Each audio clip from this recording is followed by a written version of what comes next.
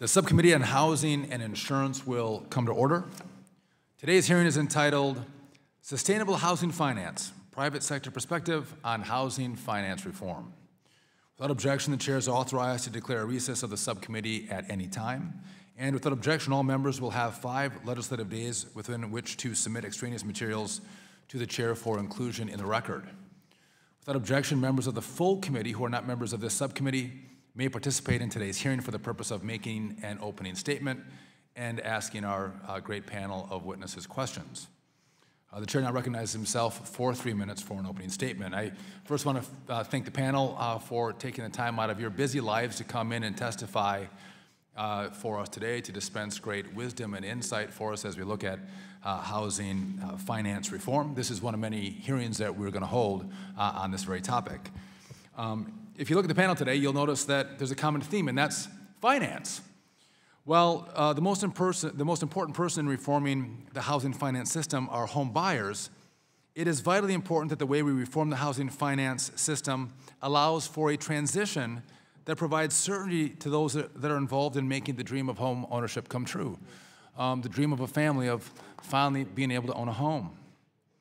We've seen a number of principles and proposals in the last decade on reforming the housing finance system, and they've come from academics and think tanks and the private sector. Even members of Congress have put out ideas and principles on how this reform should look. What I hope for today is to hear from all of you on which of those principles and proposals do you believe would be best for us to focus on. I want to hear from the panel about what we can preserve in the current system, but more importantly, what isn't working, and how do we incentivize more of private sector development. Many of you have called for an explicit government guarantee on mortgage-backed securities, and we should explore your proposals. But can we also structure a system in which private capital comes in and bears that frontal risk where we also have that catastrophic government backstop?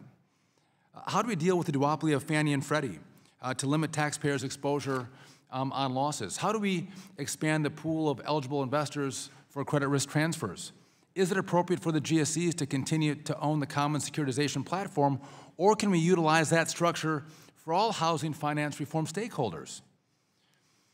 We need a system that will allow for consumers to have a variety of options in mortgage products.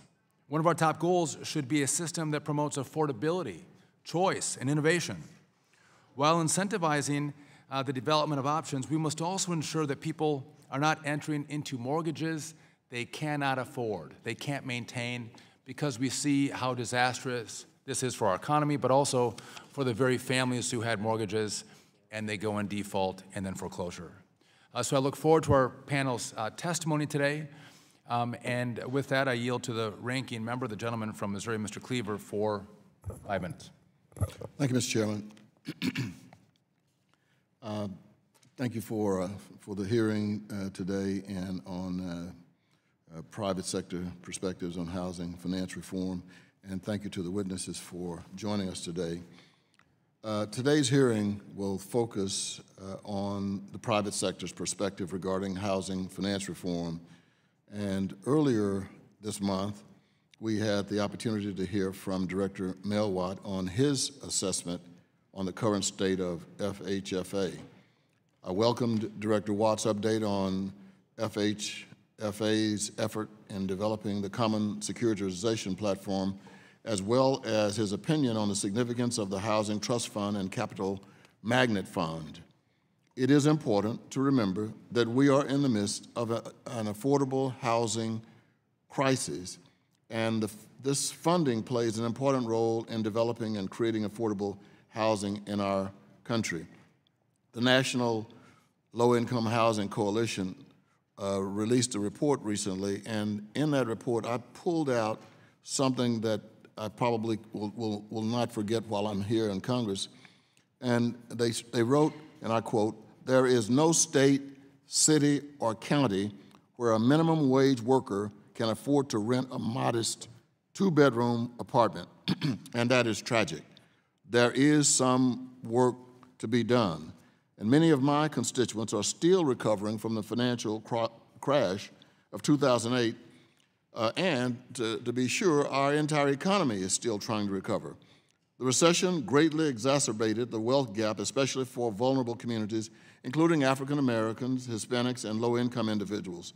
Homeownership has historically been an important piece of the puzzle in building wealth in this country, a critical component of the American dream, I would add.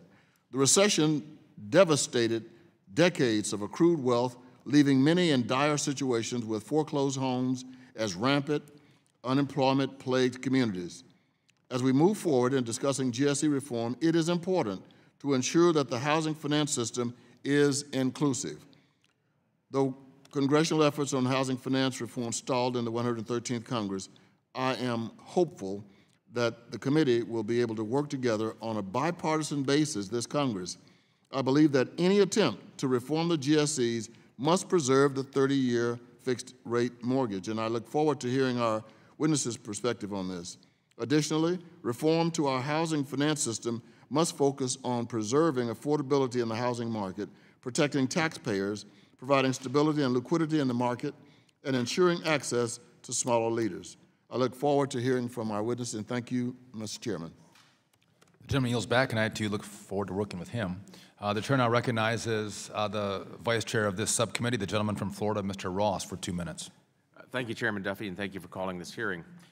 As this subcommittee prepares to address one of the most intractable, complex, and indeed divisive policy matters facing Congress, it's important that we talk to those who work in this field day in and day out. So I thank you all for being here and joining us for this hearing. Notwithstanding the many questions that obstruct our path forward on housing finance reform, one thing is absolutely certain: the status quo is unsustainable. Congress needs to allow Americans to have a better housing finance system rather than to continue to support the endless boom and bust cycles in real estate. Americans deserve a competitive marketplace that provides choice and opportunity to the hardworking men and women of this country. The financial crisis of 2008 was not that long ago. We should not forget that at its core, the federal government had created a system that was unsustainable. According to Peter Wallison of the American Enterprises Institute, by 2008, 19.2 million out of the total 27 million subprime and other weak loans in the U.S. financial system could be traced directly or indirectly to U.S. government housing policies. We saw what came of that.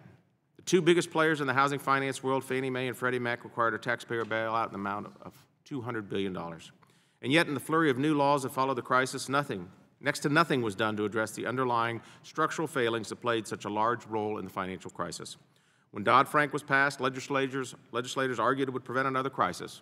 But much of what it did only seemed to add greater layers of bureaucracy, incentivize greater consolidation, and further obscure the weaknesses of our housing finance system. The fact is, we're doomed to repeat history unless we take the time in hearings like this one to dig into those difficult issues that our constituents sent us here to address. I think we all know why the federal government is involved in housing finance. It's because we recognize that home ownership is a fundamental part of the American dream. But today, I'm looking forward to hearing about ways people can achieve that American dream without fear of another economic collapse that turns the dream of home ownership into a nightmare. Thank you, and I yield back the balance of my time. The gentleman yields back. The chair now recognizes the gentleman from California for 2 minutes. One problem is the availability of affordable housing. We need to build more apartments, condos, and homes. That is, in significant degree, a local decision because you cannot build if they don't let you build. The 2008 crisis came because we allowed the bond rating agencies to give AAA to Alt-A. They get paid by the issuer, and if they give a good grade, they get another contract. I think the market has been spooked correctly so much that this is unlikely to happen again until we forget that it happened. But to blame this on Fannie Mae and Freddie Mac is absurd.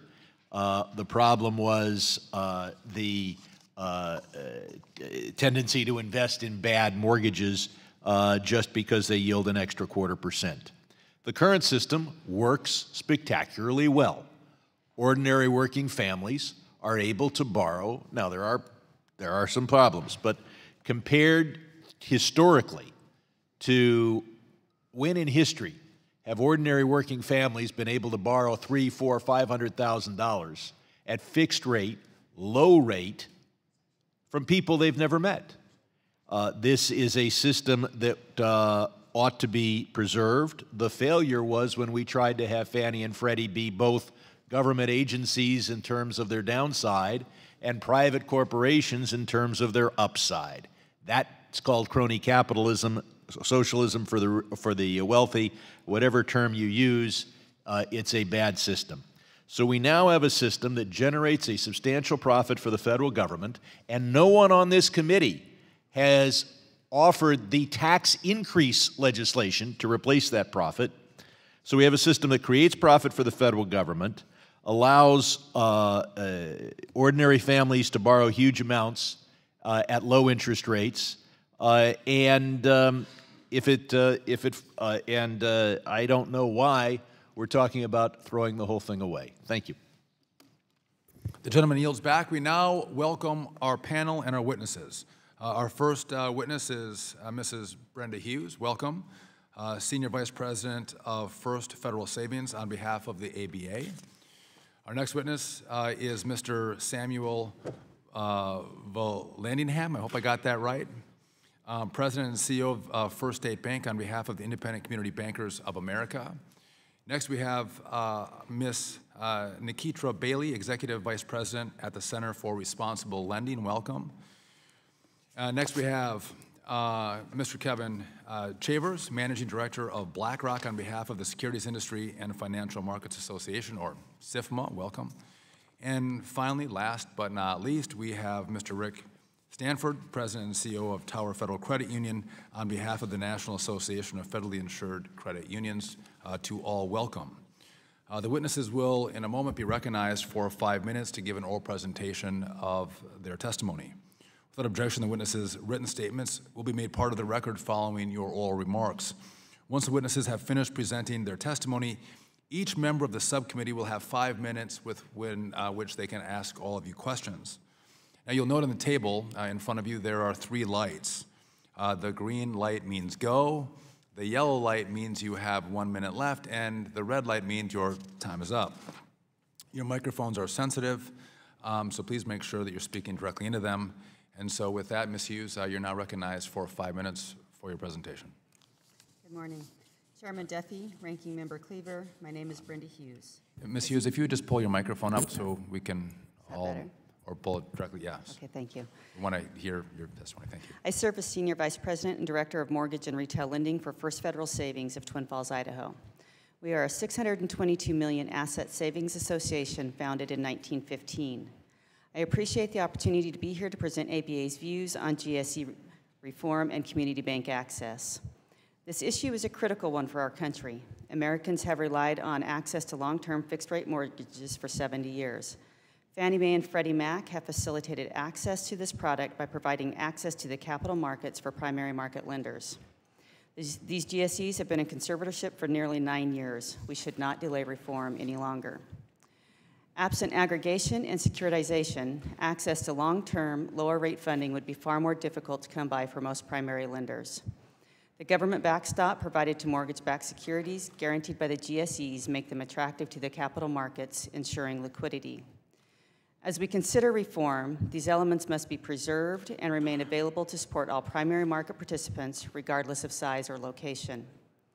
First Federal relies on this access and actively delivers loans directly to Freddie Mac, retaining servicing on these loans. We currently service approximately 5,100 loans. Like so many banks, both large and small, access to the secondary market through federally guaranteed secondary market is essential to our ability to meet the mortgage needs of our customers. ABA has worked with bankers from institutions of all sizes and from all parts of the country to develop shared principles which should guide reform of the GSEs. For my testimony today, I would like to highlight a few key principles. More detail on these principles can be found in my written testimony. We believe that the following principles should form the basis for legislative reform efforts. First, the GSEs must be strictly confined to a secondary market role, providing stability and liquidity to primary mortgage market for low to moderate income borrowers. They must be strongly regulated, thoroughly examined, and subject to immediate corrective action for regulatory violations. In return for their GSE status and the associated benefits, entities must agree to support all segments of the primary market in all economic environments and provide equitable access to all primary market lenders. This includes the preservation of the to-be-announced market and both servicing and retained and sold options. Mortgage-backed securities issued by the GSEs should carry an explicit guarantee from the federal government. These guarantees should be fully paid for through the guarantee fees equitably assessed. The GSEs must be capitalized appropriately. Capital requirements must be tied to sound underwriting practices to ensure that it reflects the risk borne by these institutions. Expanding affordable housing is also an important component of the GSE's mission. The FHLB Affordable Housing Program is a strong model that has delivered over $5.4 billion in funds to expand affordable housing, and we believe it should be used as a model in a reformed GSE system. Credit risk transfers required by FHFA should be continued and expanded. The vital role played by the Federal Home Loan Banks, not to be confused with the roles played by Fannie Mae and Freddie Mac, is working today and must not be impaired. Congress has an essential role in providing the certainty necessary to ensure long-term stability of the housing finance system. Without legislative reform, past abuses may be repeated. Some will argue that this can be accomplished via regulation, and FHFA has done an admirable job in recent years ensuring equitable treatment and addressing other past abuses. However, regulators and other regulatory approaches can change over time. While a strong regulator must be part of reform, so too must be clear statutory guidance. Reform not need be radical or extreme, but comprehensive. Legislation need not create an entirely new secondary market structure. In fact, guided by these key principles, we believe that relatively tailored legislation that takes a surgical approach to making necessary alterations to the current system is desirable and can achieve needed comprehensive reform. These legislative reforms are critical. Just as the federal debt market provides the bellwether that makes all private debt markets more efficient and liquid, an explicit, fully priced, fully paid for federal guarantee for a targeted portion of the mortgage market will be a catalyst for broader market growth and development. Congress should not defer action any longer. 9 years of conservatorship is more than enough. Thank you for the opportunity to share our views with the subcommittee, and I'm happy to answer any questions you have. Thank you. Mr. Vallandigham, you're now recognized for 5 minutes.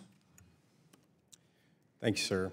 Chairman Duffy, Ranking Member Cleaver, members of the subcommittee, I am Samuel Vallandigham, President and CEO of the First State Bank, a $200 million asset bank in Barbersville, West Virginia. As a fourth-generation community banker, I'm pleased to be here today on behalf of ICBA and more than 5,700 community banks. ICBA strongly supports GSE reform, but it is critical to borrowers and the broader economy that the details of reform are done right. Community bank mortgage lending is vital to the strength and breadth of America's housing market. Community banks represent approximately 20% of the mortgage market, but more importantly, our mortgage lending is often concentrated in rural areas and small towns, which are not effectively served by large banks. For many rural and small town borrowers, a community bank loan is the only option for buying a home. Through a correspondent network of 60 community banks, First State Bank serves over 60 rural and suburban communities in the eastern United States. Our bank survived the Great Depression and numerous recessions, as have many other ICBA member banks, by practicing conservative, common sense lending and serving our community through good times and bad. Today, I'd like to talk to you about my bank's mortgage lending and the importance of secondary market access. The First State Bank has been selling mortgages in the secondary market since 1980 to access additional funding. Today, we have nearly $600 million servicing portfolio consisting of approximately 5,500 loans, many of which are purchased from other community banks. Most of these loans are held by Freddie Mac, and a smaller number are held by Fannie Mae. First State Bank and our customers depend on secondary market access. The secondary market allows me to meet customer demand for fixed-rate mortgages without retaining the interest rate risk these loans carry. As a small bank, it is not feasible for me to use derivatives to manage interest rate risk. Selling in the secondary market frees up my balance sheet to serve customers who prefer adjustable rate mortgage loans as well as small business loans, which play a vital role in our community. ICBA's approach to GSE reform is simple. Use what's in place today and is working well, and focus reform on aspects of the current system that are not working or that put taxpayers at risk. ICBA has developed a comprehensive set of secondary market reform principles. First, community banks must have equal and direct access. We must have the ability to sell loans individually for cash under the same terms and pricing available to larger lenders. Second, there can be no appropriation of customer data for cross-selling of financial products. We must be able to preserve our customer relationships after transferring loans. Third, originators must have the option to retain servicing at reasonable cost. Servicing is a critical aspect of the relationship lending business model vital to community banks. Finally, an explicit government guarantee on GSE mortgage-backed securities is needed. For the market to remain deep and liquid, government catastrophic loss protection must be explicit and paid for through GSE guarantee fees at market rates. This guarantee is needed to provide credit assurance to investors, sustaining robust liquidity even during periods of market stress. Without these principles, we could see further consolidation in the mortgage market, which would limit borrower choice and disadvantage communities. Any version of reform that effectively transfers the assets, infrastructure, or functions of the GSEs to a small number of mega firms could devastate the housing market in thousands of small communities and put our financial system at risk of another financial collapse. Finally, ICBA believes that the GSEs must be allowed to rebuild their capital buffers. Though Fannie Mae and Freddie Mac have returned to profitability, the quarterly sweep of their earnings to the Treasury has seriously depleted their capital buffers. Absent a change in policy, they are on track to fully deplete their capital by year-end. A draw from the Treasury could trigger a market disruption. This self-inflicted crisis can and must be avoided. While Congress debates the reform, the FHFA should protect taxpayers from another bailout. ICBA urges FHFA to follow the Housing and Economic Recovery Act of 2008 and require both GSEs to develop and implement a capital restoration plan. ICBA is pleased to see a robust debate emerging on housing finance reform and hopes to have a seat at the table on behalf of the communities we serve as these discussions continue. Thank you again for holding this hearing and for the opportunity to testify. Thank you, Ms. Bailey. You're recognized for 5 minutes. Good morning, Chairman Duffy, Ranking Member Cleaver, and members of the House Committee on Financial Services Subcommittee on Housing and Insurance. Thank you for the opportunity to testify regarding our nation's housing finance system, an issue that profoundly affects American families and is critical to the overall housing industry, which is nearly 20% of the United States economy. I am Executive Vice President of the Center for Responsible Lending, a nonpartisan, nonprofit research and policy organization dedicated to protecting homeownership and the family wealth that it creates.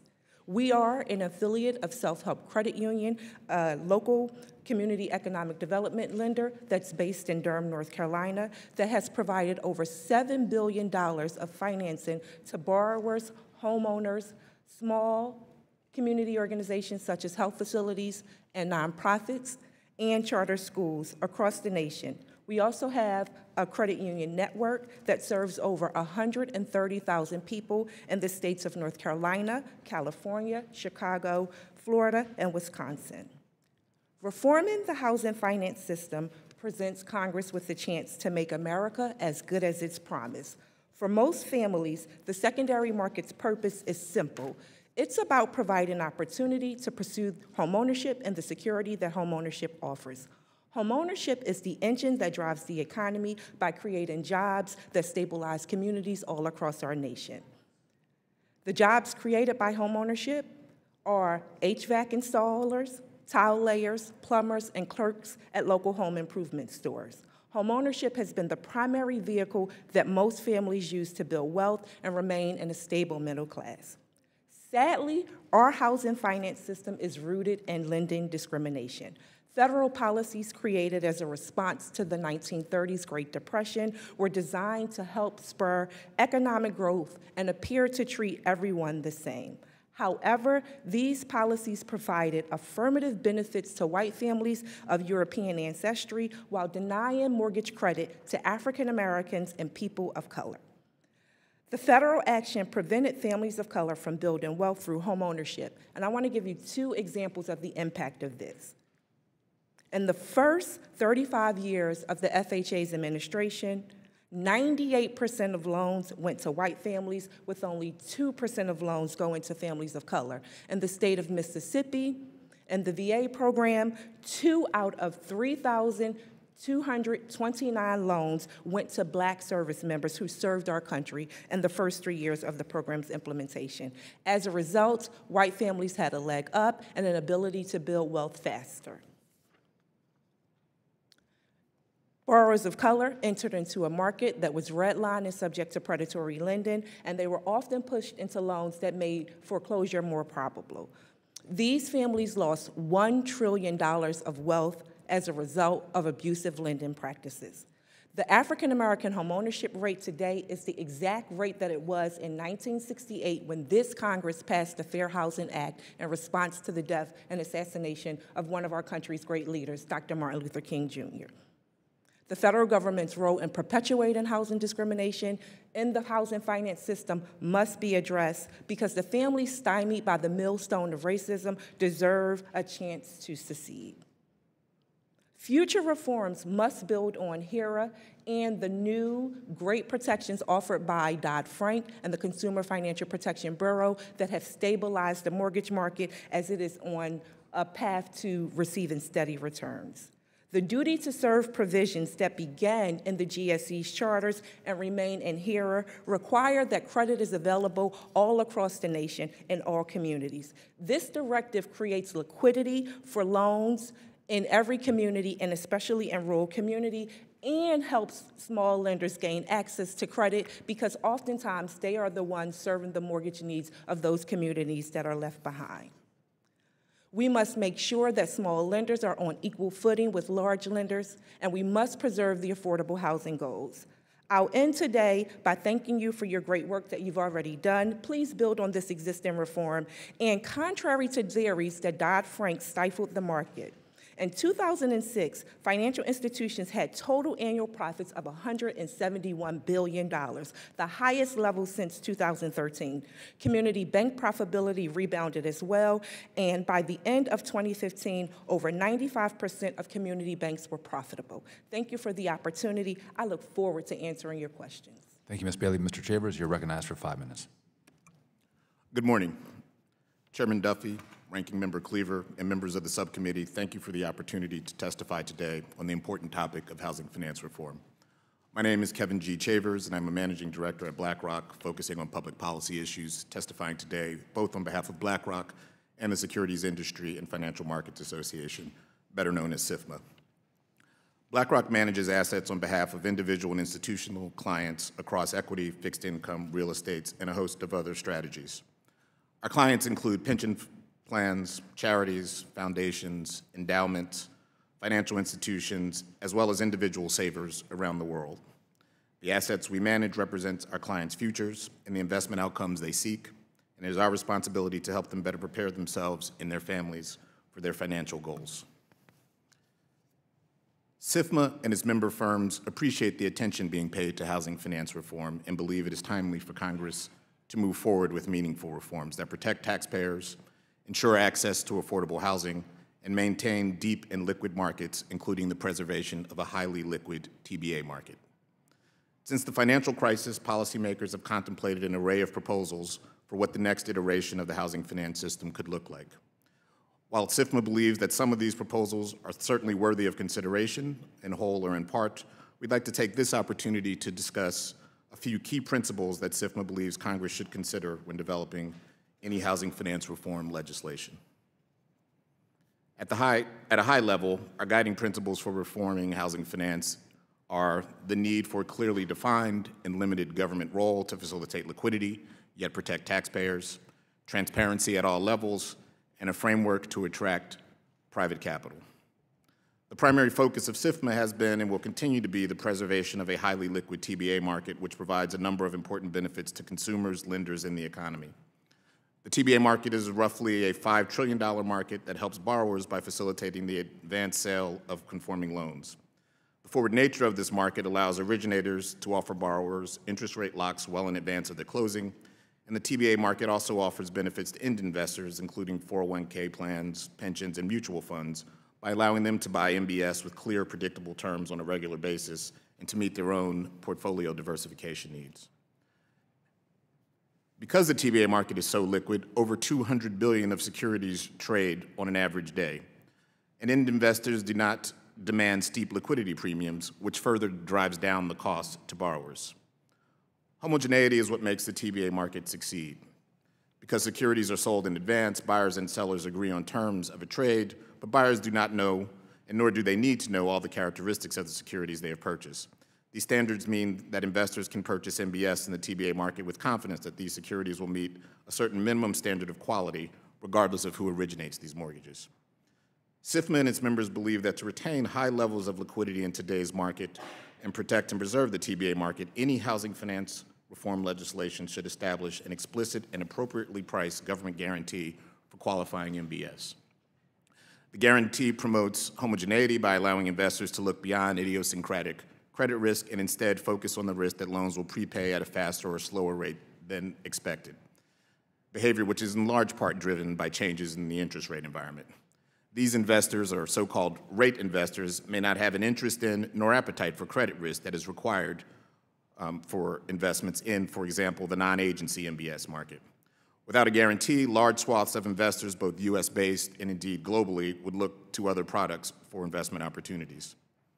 In addition, Congress should encourage the return of additional private capital to the mortgage market through the establishment of policy certainty. Today, the private label securities market is but a small corner of the market, and we believe that any long-term holistic solution must address this. Housing finance legislation should also aim to involve new sources of private capital while being careful not to repel private actors or generate uncertainty for investors. Regulatory policies that recognize and respect the rights of investors are critical to attracting private capital to the housing markets. Finally, any legislative reforms to the housing finance system should be undertaken in an orderly and thoughtful way, including an orderly transition from the current system to the new system and fungibility between existing GSE MBS and any future MBS.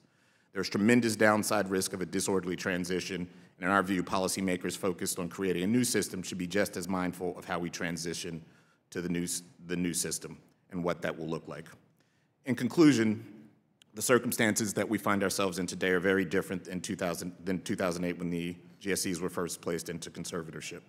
The housing markets have largely recovered, the financial conditions of the GSEs have stabilized, and the GSEs have undertaken a number of important reforms. That said, the importance of reform is paramount. Thank you, Mr. Chairman, and I'd be happy to answer any questions. Thank you. Mr. Stafford, you're recognized for 5 minutes. Good morning, Chairman Duffy, Ranking Member Cleaver, and members of the subcommittee. My name is Rick Stafford, and I am testifying today on behalf of NAFCU. I am President and CEO of Tower Federal Credit Union in Laurel, Maryland. Thank you for the opportunity to appear before you today and talk about the important issue of housing finance reform. As you consider reform, we urge you to narrowly tailor changes. At Tower, our relationship with Fannie Mae is working fine. With technologies deployed by Fannie Mae in recent years, it is easier today in some ways for credit unions to sell a loan than it was 5 years ago. The current system is working for credit unions. However, we recognize the challenge to the current model that exists and appreciate the opportunity to offer our thoughts on reform. Without the GSEs, our capacity to lend in our communities would be outstripped by demand. Our ability to sell loans ensures liquidity, mitigates long-term interest rate risk, reduces concentration risk, and keeps rates competitive. Without access to GSEs, our capacity to meet local demand would be greatly diminished. Consumers would suffer from higher rates and fees, more stringent credit requirements, and fewer overall options. A viable secondary market is vital to our success. NAFCU has been active in the housing finance reform debate and does not believe any previous proposals adequately protect the needs of community-based lenders. There are certain housing finance reform principles that are important to credit unions and should be considered in any reform effort. I outlined these in detail in my written testimony, and I'd like to highlight a few key points here today. It is of the utmost importance that a healthy, sustainable, and viable secondary mortgage market for credit unions is maintained. To achieve this, credit unions must have guaranteed access to the secondary mortgage market. Efforts to fund any system must be done in a way that limits the cost to small lenders and is not a barrier to access. NAFCU wants to stress that it is critical that large institutions not be given control of the market. Their market dominance would have negative consequences for small lenders. Congress must ensure this does not happen in a reformed system. Any new system must recognize the high quality of credit unions' loans through a fair pricing structure. Credit unions originate comparatively fewer loans than others in the marketplace. Thus, we do not support a pricing structure based upon loan volume. institutional asset size, or any other issue that will put our member owners at a disadvantage. Credit unions must have access to pricing that is focused on quality, not quantity. NAFCU believes that there should be a continued role for the U.S. government to issue an explicit guarantee on the payment of principal and interest on mortgage-backed securities. The explicit guarantee will provide certainty and stability to the market and investors and facilitate the flow of liquidity. One of the first steps in housing finance reform should be to ensure that the GSEs are in a safe and sound condition. We do not think the GSEs should be fully privatized at this time. NAFCU supports allowing the GSEs to rebuild capital slowly over time as part of a broader reform discussion. The transition to a new system should also be as seamless as possible. Credit unions should have uninterrupted access to the GSEs and the secondary mortgage market, in particular through the cash window and small pool options. Our partnership with Fannie Mae is critical to Tower's mortgage lending function. Our use of Fannie Mae's desktop underwriter on all mortgage loans that we originate ensures conformity and consistency across our portfolio, whether we sell the loan or not. Access to such technology must be preserved in any reforms. Additionally, any new housing finance system must ensure credit unions can retain servicing rights to the loans that they make to their members. At Tower, we retain servicing rights on all of our loans. Our members turn to us because they want to work with an organization that they trust, and they know that we will provide exceptional member service.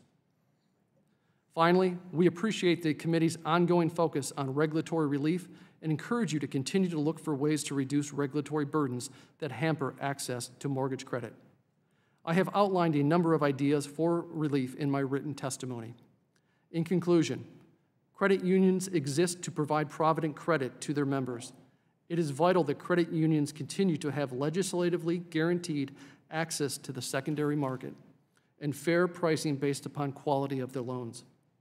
Thank you for the opportunity to provide our input on this important issue. I welcome any questions. Thank you, Mr. Stafford, and thank you for the panel's testimony. The chair now recognizes himself for 5 minutes. Home ownership is oftentimes the single largest investment a family makes in their lives. Home ownership is part of the American dream, being able to have your own house. And making sure that we get this right is incredibly important, because when we get it wrong, we saw what happened in the 2008 crisis, not just to homeowners, but to a whole economy was taken down when this system doesn't work. And making sure we have a thoughtful conversation on how reform can make the system work better and safer and still well for the American family is what I think our focus should be. So many of you know we're talking about how do we offload credit risk, how do we have a catastrophic government backstop, and so I want to focus my first questions on those issues. In regard to a catastrophic government backstop, how do you price the backstop? Ms. Hughes, do you know how do we look at a government backstop and price it? Or anyone from the panel, if you want to take that. Sorry. They are through the guarantee fees that we currently pay through our rate system. No, right, but how do we know that that's the correct price?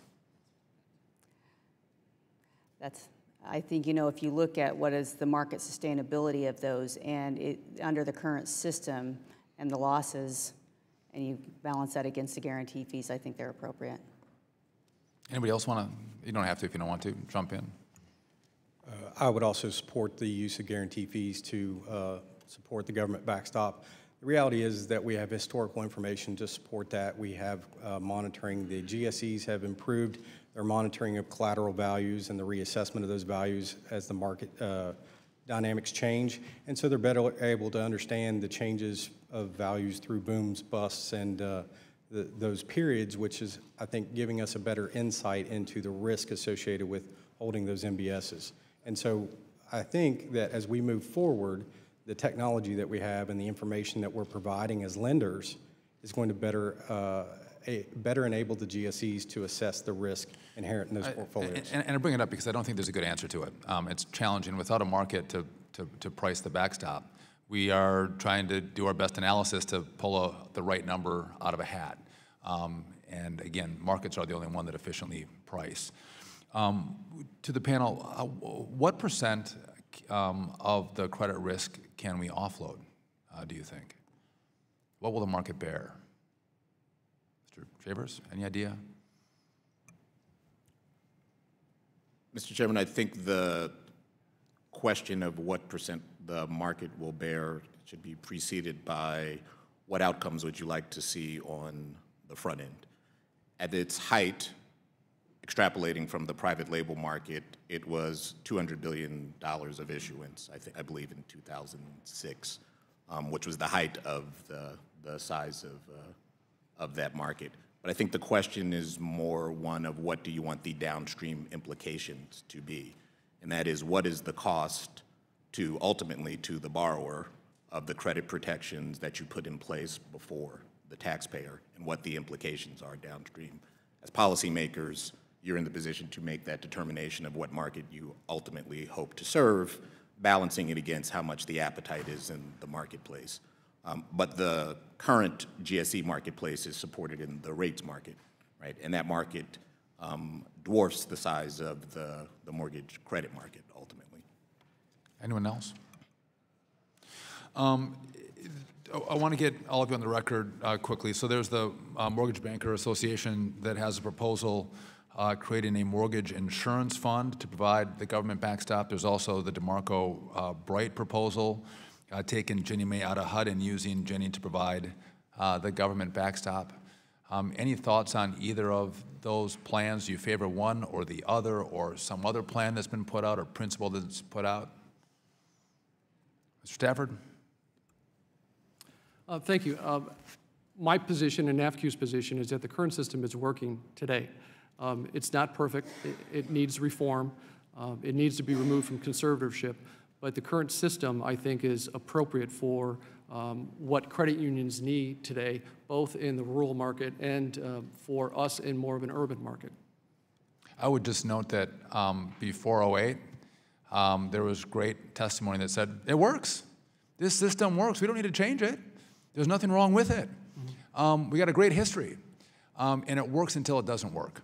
And I would just make the point that private capital at the front end, reforming the way this system works that brought us one of the greatest crises of our time, is important for this committee to look at how we reform and make it work better. My time has expired. I now recognize the ranking member, Mr. Cleaver, for 5 minutes.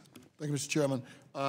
Ms. Bailey, I'm going to tell you what bothers me at night when I wake up. Well, a lot of things, but among them, the home ownership rate is falling.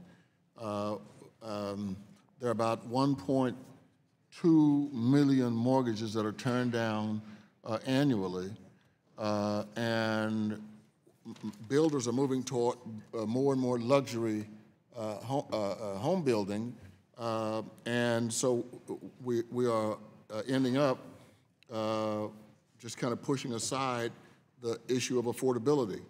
And so that troubles me. And when you consider the rental market, it is in crisis. And are any of those or other things related to this troublesome to you? Indeed, sir. Access and affordability need to be central tenets of the housing finance system. And we really need to pay attention to how mortgage loans are priced. The pricing of the mortgages will determine who actually gets a mortgage, and that's a fundamental question. Right now, what we're experiencing in the market is market overcorrections that's pushing out creditworthy borrowers who have a history of being successful in homeownership. Urban Institute estimates that 5.2 million loans since 2010 have not been made in the market. So that means people in communities all over the country who would do well with homeownership and the opportunity to build wealth that homeownership presents aren't getting that chance, and a time where our market is relatively affordable. Interest rates are at historic lows. The actual cost of housing in some communities, I won't go to some of our outliers, like places in California, are still relatively low. So when we have things that are excessive risk instruments harming the market, they stop borrowers from getting credit. One example of this are loan level price adjustments that the FHFA allows. These are additional fees that borrowers pay based on credit scoring and ability for down payment. These fees have a disproportionate impact on borrowers of color, and they are drying up credit opportunities all over the nation. They must be abolished, and we need to think about every proposal that is going to come before you during this discussion on housing finance reform and how it relates to pricing. Pricing ultimately determines who gets the loan. Thank you. My final question, I think, Mr. V, because I'm not going to struggle with it. Mr. V and Mr. Shavers, I'd like for both of you to deal with the issue and tell me if I'm right or wrong. I don't believe that we have a housing market. I believe that we have two, one for the rich and then one for the rest of us. Do you disagree or agree, and why? My community bank serves low to moderate income people. I mean, we're in Western West Virginia and very much serve that market.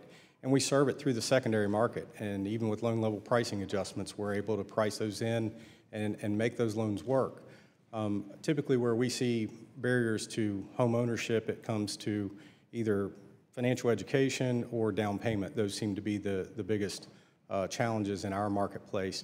And so when you say that there isn't a market for the low to moderate income buyer, I would say the 60+ markets that I serve every day are low to moderate income environments that we make secondary market loans in, and we are serving those constituents that you are concerned about. Okay, I wanted to respond, but Ms. Shavers, my time is going to run out. Congressman, I think your point is well taken, though I would submit that as you think about housing finance reform, it's important to think about it on a holistic basis. And that is, it's important to not only think about the implications for loans that have traditionally funneled through the GSE channel, but also to include the FHA, VA, Ginnie Mae component of the system as part of how you think about the solution. I had the honor and the pleasure of serving in an earlier time in my career as the president of Ginnie Mae, and I know for a fact that the FHA market, for example, tends to disproportionately serve the lower and moderate income markets and first-time home buyers. I think it is a mistake, however, to look at them on sort of disparate tracks and instead to look at housing finance reform indeed on a holistic basis. I would also submit that both of those markets are supported ultimately in the capital markets by the presence of a government guarantee on securities, so that the funding from the global capital markets is somewhat indifferent as to which channel it comes in through the front end. Thank you. The gentleman yields back. The chair now recognizes the vice chair of the subcommittee, the gentleman from Florida, Mr. Ross, for 5 minutes. Thank you, Chairman. And, you know, as I talked about in my opening, since 2008, we've seen a recovery from the housing market, and we made changes, but yet what we have done in regard to the GSEs is essentially put a veneer over a chasm that exists that's going to probably implode again if we don't do something about it. As is pointed out in Mr. Vallandigham's testimony, that Fannie and Freddie have less capital today than they were placed in conservatorship 8 years ago, and absent a change in policy are on track to fully deplete their capital by year end. So my questioning goes to capital retention.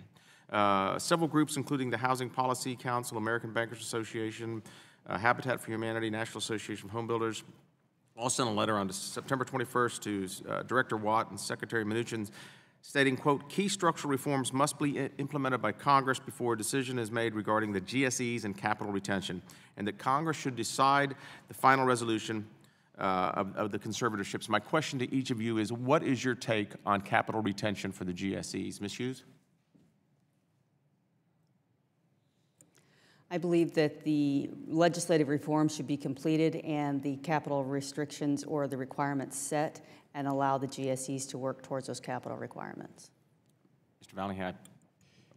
We too support the recapitalization of the GSEs. When you look at the broader markets and you And by if they're able to recapitalize, then we can reduce their line of credit too. Absolutely. Couldn't we? Absolutely. Okay. And you know, even as a financial institution, we're required to have capital, so it's no different for the GSEs. Absolutely. And when you look at the overall function of the market and the international investors, they want to see recapitalization of those GSEs so that we maintain the liquidity and the viability of that market internationally as well. Ms. Bailey? We believe that they need to continually be reformed and then recapitalized, specifically highlighting the reforms that we discussed today. Gotcha. Mr. Chambers? I think the concern about recapitalization is that it somehow sends a message to the market that it's an adoption of the recapitalization and release proposal, which would be problematic in terms of supporting the guarantee, an explicit government guarantee at the MBS level. Whether you recapitalize them in the short term for operating purposes so that they don't have to take a draw, or whether they take a draw, it's actually sort of left pocket, right pocket. There's not a material difference. In both instances, right, it is funding to support them on the short-term basis by the taxpayer. Gotcha.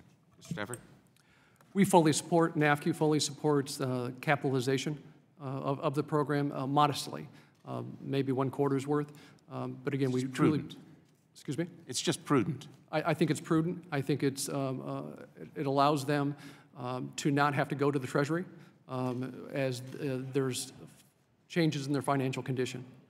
Thank you. And let me follow up on the chairman's earlier question regarding the Mortgage Bankers Association's proposal to create a mortgage insurance fund to provide the government backstop. Specifically, the DeMarco Bright proposal last year proposed taking Ginnie Mae out of HUD and using Ginnie to provide government backstop. Between the two, do any of you have a position between the MBA's proposal for a backstop and the DeMarco Bright? Ms. Hughes, I'll start with you.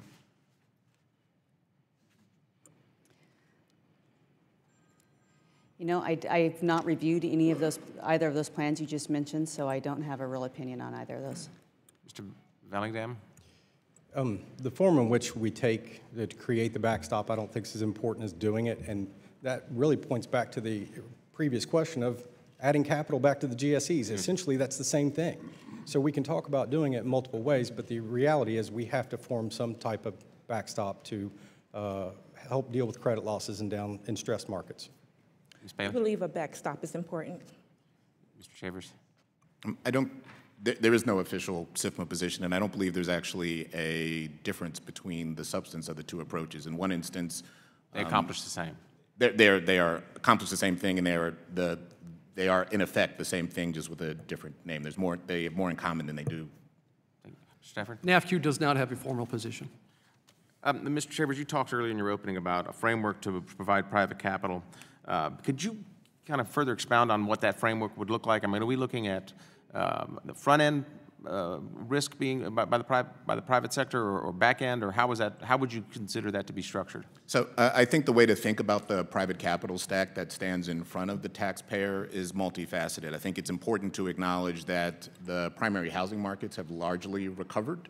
Yes. So literally the first lost piece of capital is the equity in an individual borrower's home. You then move to, if the instance where that particular borrower has mortgage insurance, you then move to the mortgage insurance. You then transition to whatever the guarantee fee for that particular security. And then you look to, in the case of back-end credit risk transfer, whatever the intermediary is, aggregating and laying off some of that in the capital markets through credit risk transfer, pool insurance, senior subordinated securitization structures, or alternatively, that aggregator doing sort of front-end credit risk transfers. We support both. I appreciate that analysis. Thank you very much. My time has expired. The gentleman's time has expired. The chair now recognizes the gentleman from California, Mr. Sherman, for 5 minutes. Mr. Chairman, every Republican speaker in this committee has always had the debt chart up there, and suddenly it disappeared in the same week in which the Republican budget offers us an opportunity to blow another $1.5 trillion, maybe $2 trillion hole in our deficit. So I've taken the liberty of putting up the Republican debt chart in the upper half of that graphic behind our witnesses. And then I've added the fact that the Republican tax cut adds 150 to 200 billion a year, and the abandonment of quantitative easing adds another 80 to 100 billion dollars a year to that deficit. And I might add that getting rid of Fannie and Freddie and splitting them off would also add to that deficit as well. I'm told that the regular Republican graphic is somehow technically not available this week, but I invite speakers on both sides of the aisle to choose to have this graphic up during their time, as is consistent with the history of this committee, particularly this year. I praised the present system in my opening remarks. It's not a great system compared to what we aspire to. It is a great system when compared to other lending systems that have existed through history. One of the bad systems that existed in history was the one we had in 2008. It was working well until it didn't. It didn't because we had Fannie and Freddie as government-guaranteed private corporations. We need to never go back to that. And I agree with the chairman that that system failed in 2008. It is the system we adopted since then, where Fannie and Freddie are basically government entities, that is working very well, especially on a historical basis. The ranking member points out the need for affordable housing, and we need to build it, both rental and for purchase. But I might also add that proposals to eliminate the property tax deduction and/or the home mortgage deduction raise the cost of home ownership and make some prospective borrowers therefore ineligible for loans. Mr. Chavez, the home buyer wants, I think, needs a 30-year fixed-rate prepayable mortgage. Could that possibly be achieved without a government guarantee? Well, I won't say, I don't, that overstates it. Is it likely to be achieved in the absence of a government guarantee? I do not believe so, Congressman. Thank you. Is there anyone on the panel that thinks that we can have 30-year fixed-rate prepayable mortgages in the absence of a guarantee? It's NAFU's position to ensure that there is a guaranteed explicit guarantee. Okay. Is there anyone on the panel that wants to argue the other way? I see the record should report that no one came forward. On recapitalization, we have this situation where we want to transfer money out of Fannie and Freddie to the Treasury to avoid the capitalize and release that you, Mr. Chavez, brought up. But at the same time, we don't want the political embarrassment of Fannie and Freddie ever having to draw on its Treasury line. What can we do to make it to take away any stigma that an entity that has transferred money to the Treasury year after year for the last several years may occasionally draw and then go back? One way to eliminate that stigma would be to have the money paid in dividends to the Treasury earmarked in the Treasury as a special money received from Fannie and Freddie account, and then it would be more obvious if money was drawn from the Treasury that it was coming from money that had previously been deposited in the Treasury. Mr. Chavez or anyone else, can you think of another way in which we can, on the one hand, make sure that Fannie and Freddie can, in a bad year, get some of the money that they'd previously generated, but at the same time prevent the capitalize and release? Congressman, I can't opine on the level of potential political concerns about the draw one way or the other. As a practical matter, I think it's very important if there were to be a limited funding of a capital buffer on a limited basis, that is communicated very clearly to the markets, that it is not intended to signal the end of the conservatorship and release. I think you bring that up, and that is instead of dealing with the politics of having to draw, deal with the politics of some capitalization and make it plain that capitalization is there to prevent a draw, not I would suggest that the concern there is not, at least from the market standpoint, not so much a political one, but one of transparency, such that investors are able to understand in the global capital markets that this does not signal some other type of activity, and that in fact it is a very limited, intended for this purpose, recognizing that this market is supported on a global basis, and so that will have to be understandable to investors around the world. The gentleman's time has expired. The chair now recognizes the chair of the Subcommittee on Financial Institutions, the gentleman from Missouri, Mr. Lutemeyer, for 5 minutes. Thank you, Mr. Chairman. Thank all of you for being here this morning. Interesting discussion. One of my first questions and concerns is, what are the biggest impediments to getting private capital back in the mortgage market? We've seemed to transition to a system where more and more government involvement, more and more government backstops, more and more government rules and regulations. What does it take to get more private capital involved? Anybody? Ms. Bailey.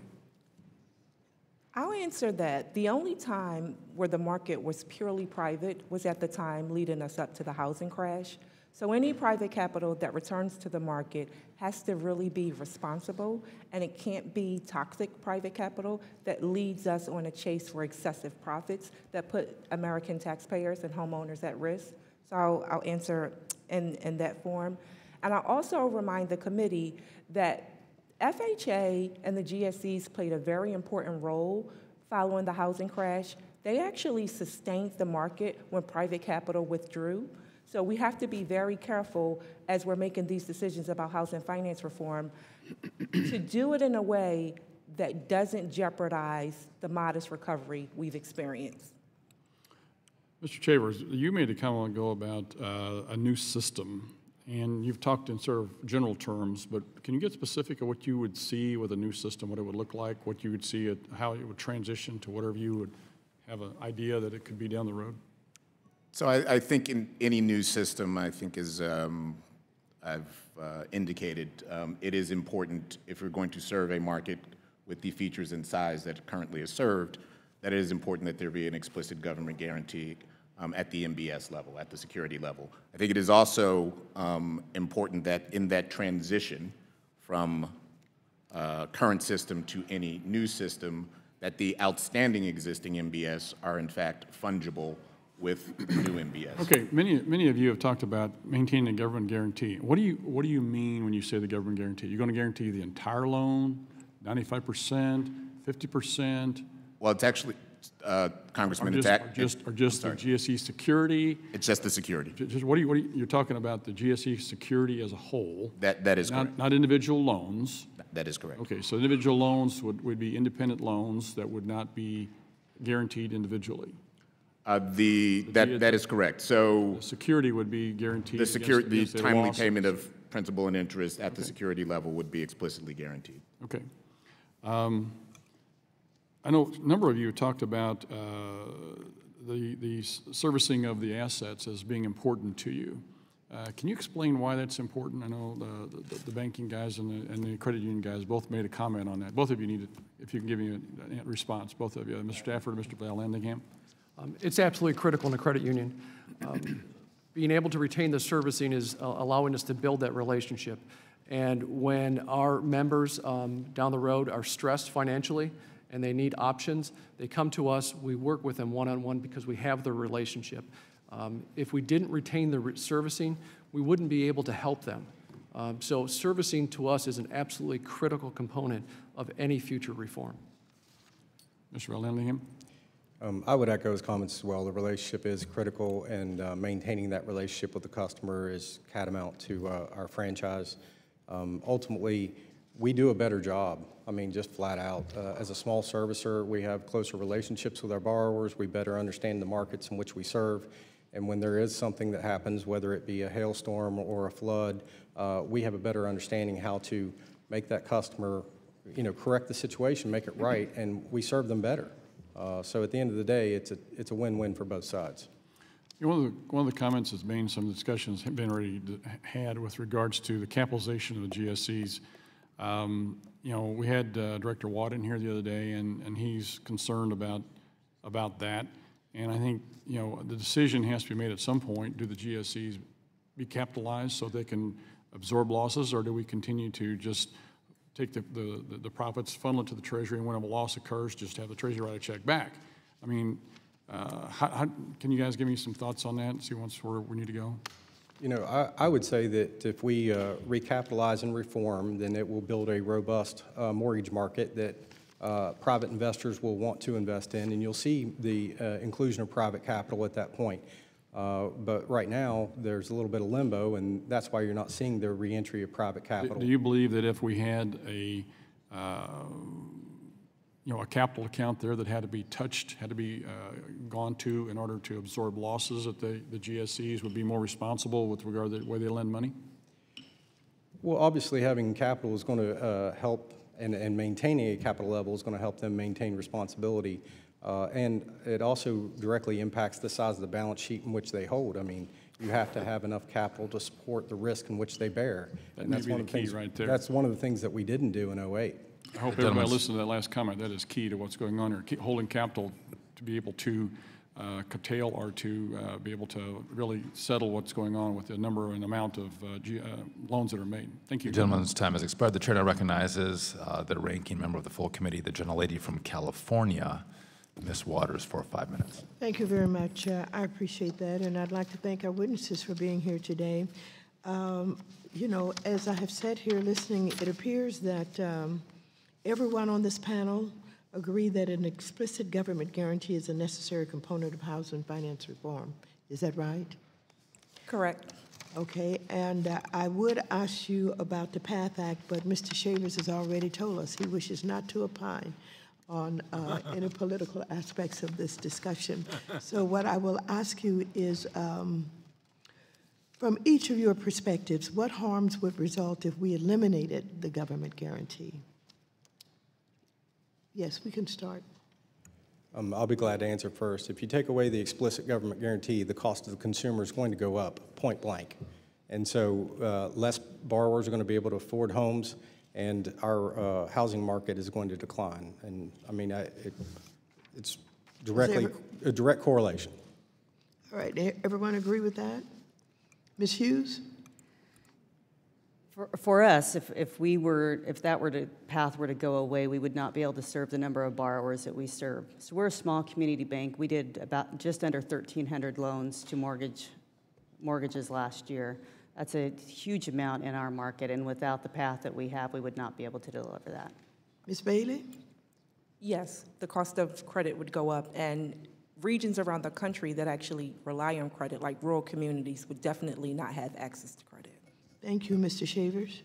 Congresswoman, yes, I also agree the cost of credit would go up. You would not be able to support a TBA market, which means the size of the 30-year fixed-rate freely prepayable market would likely be diminished. Mr. Stafford? I also concur with that. There would be a loss of confidence. Fees would go up, and it would detrimentally hurt the rural market that credit unions serve.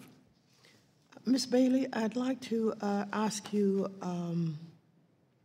if you have any thoughts on the reform proposal that was put forward by Mr. Gene Sperling. Are you familiar with that one? I am. I think Mr. Sperling, Mr. Parrott, Mr. Zandi, and Mr. Ranieri, and Barry Zegas. And it's also similar to a proposal that I put forward. Could you tell me what is it that you feel is attractive in those proposals? What is it you like about them? So we're evaluating every proposal by how it impacts the cost of credit. So we are being very careful to figure out how much additional fees would result from how mortgages are going to be priced. We disagree with that proposal as it's currently written, and we've tried to negotiate with them and share some of our perspectives around some of those core concerns. We've got to be very careful not to allow fees that are going to drive up the cost of mortgages that have a disproportionate impact on borrowers of color and that don't firmly speak to our country's affordable housing goals. We need to be very careful as we're moving the levers of the market not to dry up credit access in important communities all across the nation. And we don't think that proposal, as it's written, will help the borrowers that I mentioned earlier in my testimony access the mortgage market in a more equitable manner. You're referring to The proposal by Zandy and Mr. Parrott, not your proposal, ma'am. I see. Anyone else familiar with that proposal? Mr. Shavers? I am, Congresswoman, and actually I would submit that SIFMA and myself evaluates those proposals based on the implications that each have and its ability to be supported by the capital markets. And I would submit that the Zandy proposal, as well as your earlier bill from the prior Congress and the mortgage bankers and, frankly, the Milken Institute proposal, have more in common than they do in distinction. That is, they all support an explicit government guarantee. They all support an orderly transition from the current state to the future state. And they all look to the capital markets to provide some support in front of the taxpayer. And so rather than, say, opine on one proposal versus the other, the position is to look at their ability to achieve the principles such that the capital markets can support ultimately the primary. You have any thoughts about fees? I think that the fees are actually dials, if you will, and both policymakers and the implementers have the opportunity to make the adjustments on those fees relative to the amount of risk and where that risk should fall in the system. So how much ultimately falls on the front end in terms of what the borrowers pay, how much gets laid off into the capital markets either through risk sharing or how much gets laid off through mortgage insurance or other forms of credit enhancement. So I don't have an opinion on a fee specifically, just being sure that the apparatus is in place to appropriately allocate those. But you do agree that if the fees are disproportionate, it could have a negative impact on low-income borrowers, right? Yes, so as you adjust the fees up, now this is me personally speaking, I don't think SIFMA has a view, but obviously if you adjust the fees across the ecosystem, it has an impact on the eligible universe of borrowers. The gentlelady's time has expired. Thank you. The chair recognizes a gentleman from Illinois, Mr. Hultgren, for 5 minutes. Thank you, Chairman. Thank you all for being here. Appreciate your input into these important issues. Wanted to address my first question to Mr. Vallandigham, if I could. One of the primary tenets, I know, of your testimony is that any changes to the housing finance system should, and I quote, preserve equal and direct access to the secondary market to safeguard the role of community banks in providing mortgage credit in the communities we serve, end quote. I absolutely agree with that. Smaller financial institutions are integral to providing access to mortgage credit across my district and every district in the country, especially the more rural areas where larger lenders do not have a presence. Wondered, what do you see as some of the risks for diminishing the role of community banks in the housing finance system? And do you have any specific examples or concerns you can cite with any of the proposals that have been discussed here in Washington? You know, what I see is community banks, if they were to become less involved in the housing finance system, then those segments of the population, the low to moderate income and the rural communities, would be less served. And one of the things that we're able to do in our underwriting is really customize the loan and make sure that we understand the property and the marketability and make sure that while it does meet the GSE requirements, that it does match the communities in which the property exists. And a lot of times what you see, or what we've experienced as we've dealt with other investors, is that larger financial institutions that don't participate in those communities don't really understand the markets, and so it's easier to turn that loan down than it is to make that loan work. And what we would see is less availability of credit in those markets, and that would be a negative consequence nationwide. Yeah, thank you. Mr. Stafford, I know credit unions play a similar role in rural communities. Do you have any thoughts to add about how credit unions might not be able to as easily participate in the housing finance system if certain changes are made? Yeah, I would echo many of those comments. Again, many of the rural areas are not served appropriately by the larger financial institutions. And so those credit unions need access to the secondary market for liquidity to support those communities. It's at the foundation of what credit unions do. Thanks. Mr. Chambers, if I could address a couple questions to you. In its June 2017 report on the banks and credit unions, the Treasury Department found that the exemption that the GSEs have been granted from the CFPB's qualified mortgage rule has resulted in a concentration of the mortgage market in government-supported mortgage programs because the exemption allows the GSEs to securitize loans that private institutions cannot. As the Treasury Department put it, the exemption creates an asymmetry and regulatory burden for privately originated loans. Wonder, do you agree with this assessment, and is the exemption an impediment to bringing private capital back to the market?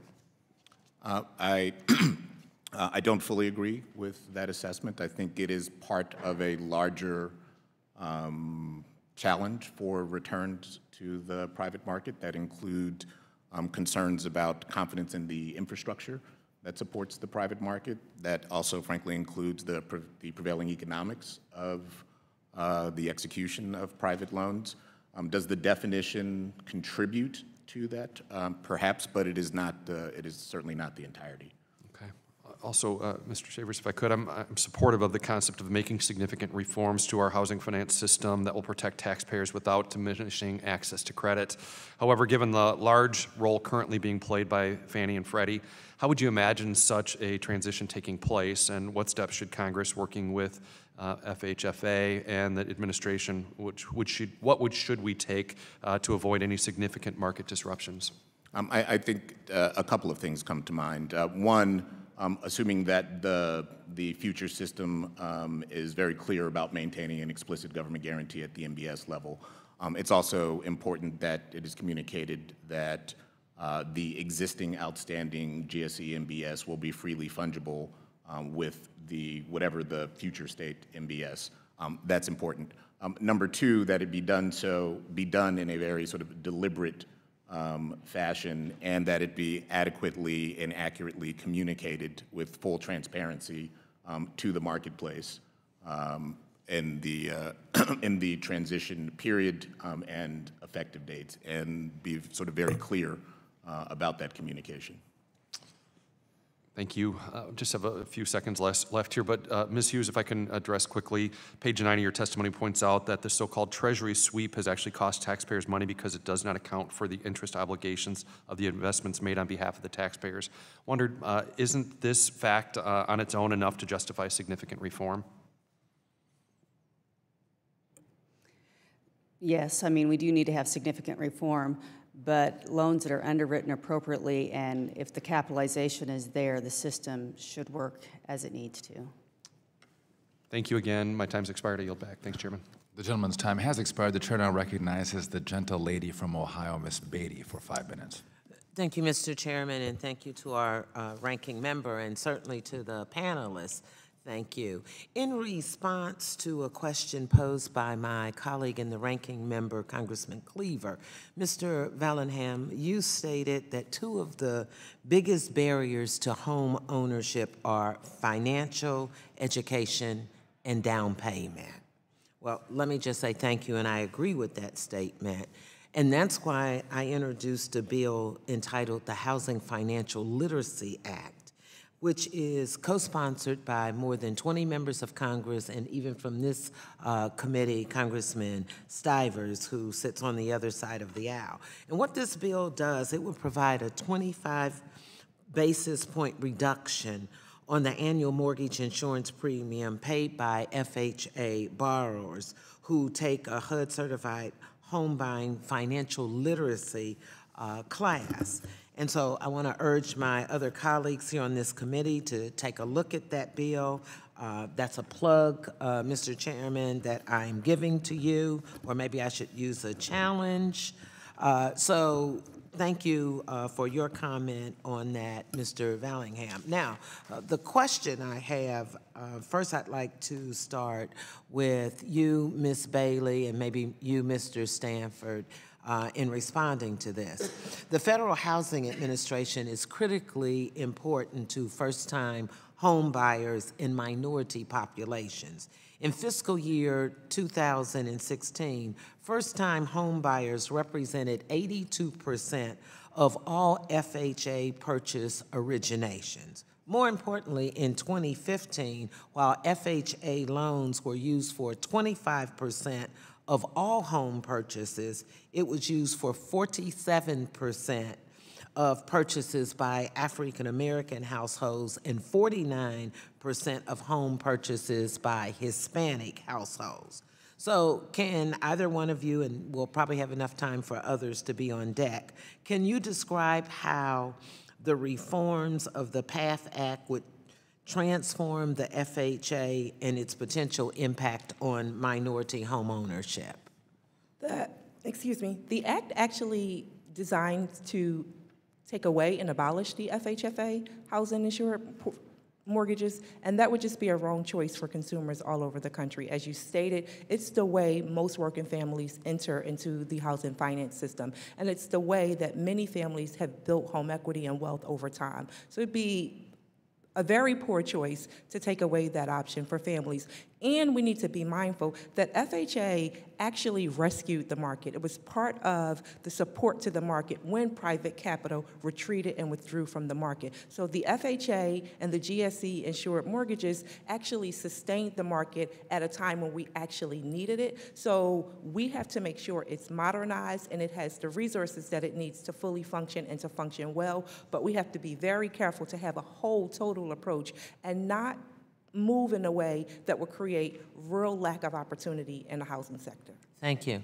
Mr. Stanford. Tower doesn't officially do FHA mortgages. We actually have another customized program that we use, and they're non-QM loans, so we have the option to customize those products specifically for the members. However, with that, as far as the PATH Act, NAFQ doesn't have an official position. However, we'd be more than happy to follow up with one after this hearing.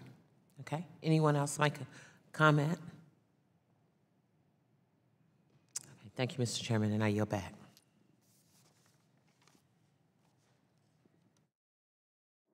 The gentlelady yields back. The chair now recognizes the gentleman from Pennsylvania, Mr. Rothfuss, for 5 minutes. Thank you, Mr. Chairman. Ms. Hughes, in your testimony, you discussed the importance of the federal home loan banks and the role that they can play in providing liquidity in times of crisis. I am certainly familiar with these institutions, especially the Federal Home Loan Bank of Pittsburgh, which is based in my part of the Commonwealth. You expressed concerns that changes to Fannie and Freddie as part of our overall housing finance reform effort may inadvertently impact negatively the FHLB system. You also suggested that the FHLBs may have the potential to play an expanded role in a revised secondary market system. In your opinion, what is the most appropriate or ideal role for the federal home loan banks going forward? The federal home loan banks function very well as they are. They are in partnership with their member banks, and we actively utilize them for acquisition of affordable housing programs through their Home Start grants. We utilize them for delivery of mortgage loans that we service on behalf of the Federal Home Loan Bank, and then we obviously use them for advances as needed. Again, the process that we have with the Federal Home Loan Banks works as it is today. Mr. Stafford, in your testimony you wrote that, quote, to date, we do not believe that any housing finance reform solution suggested in previous Congresses fully accounted for the needs of small lender access. What are some of the major issues that impede participation by smaller institutions? Price and access to the market. Small credit unions in rural areas need unfettered access to the GSEs in the secondary market. That will provide them the appropriate liquidity. They can't hold that type of volume of loans on their balance sheet because of interest rate risk and concentration risk. So if we can provide in a reformed environment dedicated access, guaranteed access, those are the markets that need it the most. Mr. Vallandigham, can you comment on that? Yes, I would also point out that the onslaught of compliance and regulatory burden that came on after the mortgage crisis has eliminated many participants in this market space. The reality is that many financial institutions elected to step away from mortgage lending because they couldn't deal with the compliance cost or the complexities of the compliance that came on after that crisis. In addition to that, there are additional, when you look at QM and non-QM loans, the additional litigation risk that hasn't really fully been understood at this point keeps many of those players out of the market, and they've decided that it's just much easier to do something else. Let's talk about QM for a minute, and I want to follow up with Mr. Stafford in the same questions. I know Mr. Stafford expressed concern about QM being the standard for loans eligible for the government guarantee. Do you have thoughts, Mr. Vallandigham, on why that's problematic, and can you recommend a more appropriate underwriting standard? And I'm going to get the same answer from Mr. Stafford, or same question. You know, I will say that community banks, we did it right. We did it right the entire time. And now we're burdened with an additional layer of regulatory oversight and testing and cost. So the actual cost of producing the loan has gone up, the cost of servicing the loan has gone up. And so when you look at things like QM and ATR, we now have these multiple tests that we go through in the origination process that cost us, it takes us longer to produce the loan. And at the end of the day, we weren't the ones that did it. In fact, if you want to go back, Freddie and Fannie weren't really the cause of this crisis. It was the option arms and the interest onlys and it were all the products, the exotics that we aren't talking about that really created that. Now, it snowballed later, I get that. So Fannie and Freddie didn't buy any Alt-A's? They did buy Alt-A's, but those were a part of the Affordable Housing Initiative, and I'm not sure that they were necessarily bad credits, absent the other, if you had that other portion of the market not occurring. If those didn't They weren't occur, bad credits. We didn't have to do a bailout for Fannie and Freddie? I'm just saying that when it started with a lot of the exotics. And had absent those losses, I'm not sure the rest of the market would have rolled into that. Could I interject? No, I want to get Mr. Stafford's response on can you recommend a more appropriate underwriting standard than QM? Yeah, I can obviously tell you that the regulatory burden is significant. And I'll give you one perfect example, is we saw that our members were being taken advantage of by title companies. They did not have our members' best interest in mind, so we formed our own title company. Now with QM rules, the expense associated with us creating our own title company has to be added to the 3% QM rule. It immediately makes that mortgage a non-QM. We can no longer sell it. We have to sell it and hold it on our balance sheet. So even though we had to do what's in our members' best interest, we were actually penalized by the regulation because of the way that you have to calculate the expenses. Same thing with TRID. This is a pain point for our members of why do they have to wait 3 business days to sign a closure disclosure and then wait for their funds. And if they don't do e-sign, it's another 6 days. So our members are asking, why is the government telling me I have to wait 3 or 6 days before I can close a mortgage? Why won't they empower me, the consumer, to provide some disclosure saying I know and understand the rights and I wish to move forward immediately and not wait 3 or 6 days? Yield back. The gentleman's time has expired. The chair now recognizes the clapping member from Massachusetts, Mr. Capuano, for 5 minutes. Thank you, Mr. Chairman. Mr. Vallandigham, thank you. That's what we've been saying from day one. I don't think anybody has ever said Fannie and Freddie didn't play where they shouldn't have played. But they didn't create it. They simply went in where others went before them. For the reasons, in my opinion, it's human nature. Fannie and Freddie worked fine when they were government entities, and they worked fine for a long time as quasi-government agencies, until all of a sudden the greed factor took over, with nobody there to regulate them. They had no choice but to provide good returns for their stockholders, and they loved having their pay scales tied to profit. Normal, human nature should have been foreseen. It wasn't. They participated, played hard, and hurt all of us. But I'm glad. I'm actually wondering, it seems to me, and again, correct me if I'm wrong, everybody here agrees that we need to do something with the GSEs, specifically, preferably, explicitly state the government backing of the GSEs. So I think everybody seems to agree on that. And I think everybody seems to agree that, that the GSEs, whatever's left, any reform we do, have sufficient capitalization. So if we all agree on that, can somebody tell me what the heck we're doing here? I mean, you're all very smart and capable people, and you've been very good, but all the issues we've brought up today require a lot of details, exactly where the limits are and all that kind of stuff. Those details, that's not for a public hearing. Those are for discussions to have and push back and forth. We're having, I don't know, the 400th hearing on housing market, and yet we all agree what has to be done, but we can't get it done.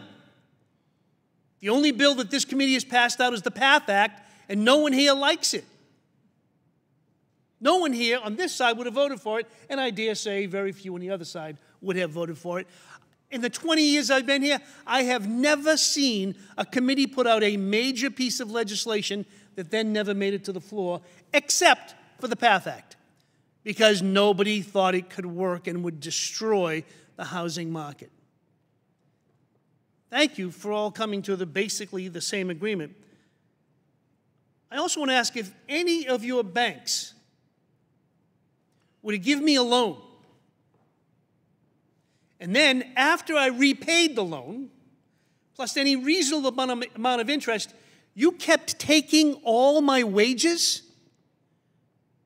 Do you think any of your bankers would not be put in jail? And yet, that's exactly what the federal government's doing to Fannie and Freddie. In 2016, $15 billion was taken from homeowners who didn't know it and taken and put into the general fund every quarter. A total of $15 billion. By the way, I'm just curious, since I don't have too many questions in here, because I'm not sure what we're doing here, especially for those of you who represent banks. One of the things I've always been interested in is getting banks back into local mortgages, preferably by incentivizing you to hold the mortgages. My personal opinion is that a held mortgage should be counted towards your capitalization requirements and maybe a few other incentives. I like the idea of keeping local banks tied to their communities that they serve, having a vested interest in not taking my house because you know me. And because the truth is, no small bank, no medium-sized bank really is equipped to get rid of a whole bunch of houses. It's not what you want. So, how would you like us to be able to provide you some incentive to hold your mortgages? Would that incentivize your banks to start making their own home mortgage loans in their own communities? Ms. Hughes. We currently service about 5,100 loans, and part of those, about 2,800 of those are on behalf of Freddie Mac, and we have a small pool for Federal Home Loan Bank. Servicing our own loans is paramount for our ability to serve our consumers' needs. We actually, in our partnership with Freddie Mac on those servicing, because of the constraints under the regulation on how we have to manage those loans, if those borrowers go into default, we've actually purchased loans back from the agency because we could work with our borrowers at a deeper level than the regulations allowed. And back to Sam's point of the regulatory oversight is pushing community banks out of the market. It's continuing to push community banks out of the servicing platform. And as we add those additional layers, we're adding additional reasons for banks to get out of mortgage lending because of cost of compliance. My time has run out, and I would love to hear from all of you, but my chairman's going to knock me out. But at the same time, I want to tell you that I don't hate regulation. These are regulations, in my opinion, that are wrong-ended, and I would love to work with you to straighten those out if we could ever be allowed to do so. Thank you, Mr. Chairman. Community bank profitability is at 95%, so it's very important that, as we had this discussion, that it's rooted in the facts. We had 7.8 million foreclosures in this nation, and we responded, this Congress responded with sensible rules that provide abilities for lenders and community members to have safety in the market. So it's very important that as we have this discussion, that it's rooted in the fact that we've actually returned to the levels of lending that we did for our community banks across the gentleman's nation. time has expired. The chair now recognizes the gentleman from Michigan, Mr. Trott, for 5 minutes. Thank you, Chairman. I want to thank the panel for their time this morning. I want to also echo some of the comments that have been made regarding the ability to retain servicing. That's got to be part of any solution for the credit unions, the community banks, and you know, really, people don't talk about it much, but the crisis in 2008 was really exacerbated by the inability of large servicers to deal with their borrowers in an appropriate manner. Communication oftentimes was very poor. and really made loss mitigation nearly impossible for a lot of borrowers, which led to quite a bit of frustration and some bad results. So I just want to echo that. Ms. Hughes and Mr. Shavers, I want to talk about an idea I have, because my friend in Massachusetts says, this is our 400th hearing on housing finance reform. I haven't been here that long, so this is probably only my 20th. But one of the reasons why we keep struggling with this is it's hard to get an agreement, not only among Republicans, but certainly any kind of bipartisan solution on GSE reform. And one of the issues I've found is, 2/3 of the book of the business for Fannie and Freddie is refis and second home mortgages.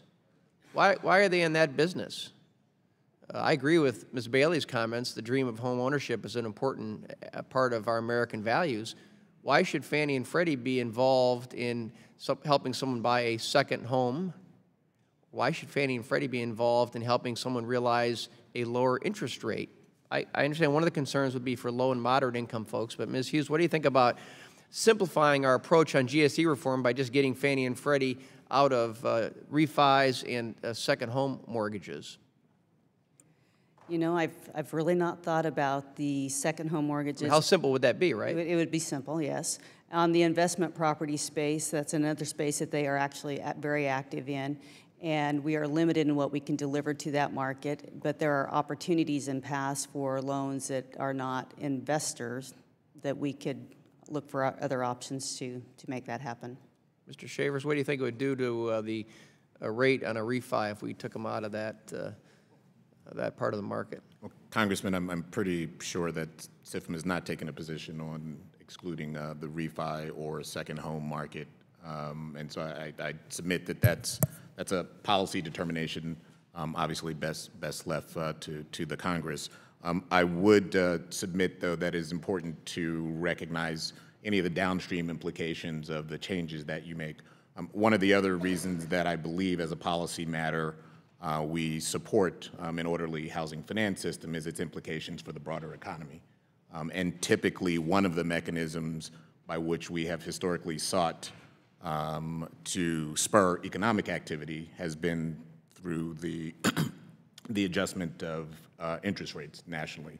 And one of the industries that communicates that most directly to the marketplace has historically been the housing market. So just recognizing the implications downstream. But there would be a way to phase it in over time. And in your earlier comments, you said any kind of reform has to have transparency and certainty and adequate notice. So there would be a way for us to adopt a policy, wouldn't there, such that if Fannie and Freddie were going to get out of the refi market, we could do it and phase it in over time such that the private sector would fill that need and not create any kind of turmoil. That would be the goal, and we're not great at executing on some of that sometimes, but that would be the goal. Congressman, I was just referring to sort of the macroeconomic implications of the housing market. So in its current configuration, with estimates being somewhere between 12 and 15% of GDP being impacted by the housing market, taking away the refi or the second home market would have some downstream implications for that impact, is all I was suggesting. A different question for you, sir. What issues would you consider if you were to enhance Ginnie Mae's role in providing a guarantee in the conventional loan space as proposed in the DeMarco Bright solution? I think a couple of things come to mind. And again, I'm speaking for myself in this instance because I don't believe that SIFM is opined on this. As the DeMarco Bright proposal contemplates, there's the need for some administrative reforms at Ginnie Mae.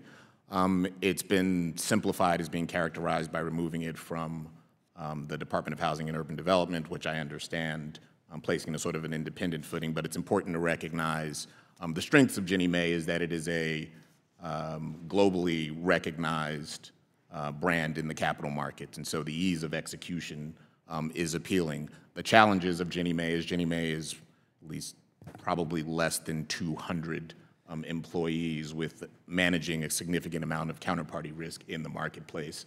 And it historically has not had the tools to bring in the kind of capacity internally. What it's been able to do is to leverage it through outside vendors in order to perform its functions. If you were to expand its role, it seems to me that it needs some operational enhancements in order to do so. Thank you. I yield back. The gentleman's time has expired. The chair now recognizes the gentleman from North Carolina, Mr. Budd, for 5 minutes. Thank you, Mr. Chairman, and thank the panel. Mr. Chavers, The common securitization platform was originally intended to broaden participation in market securitization market, or the securitization market, by allowing new entrants to come into the market and compete with the GSEs.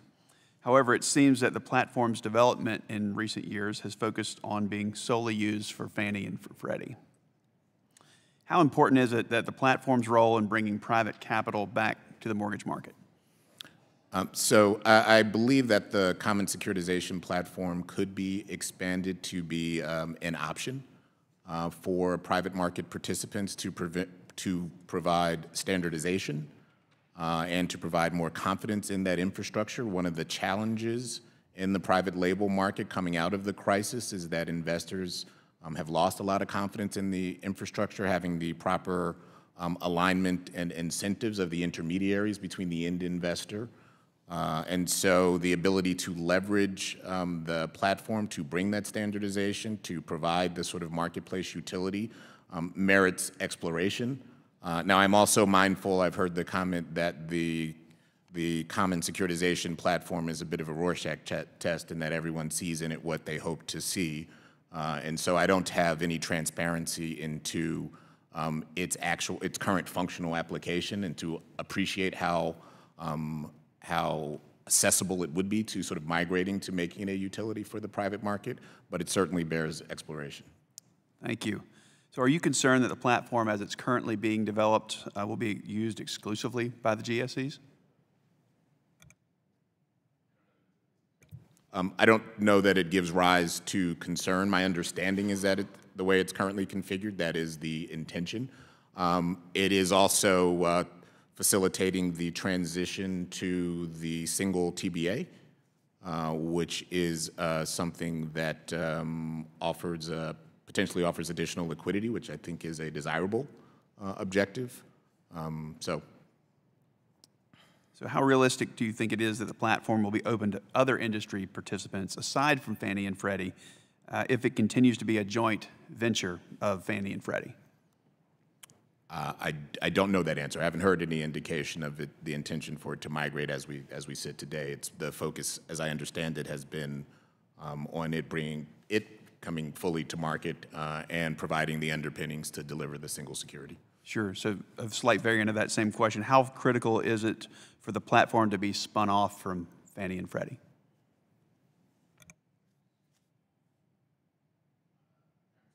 Excuse me, Congressman, I'd like to give that some more thought and certainly, certainly. Thank you.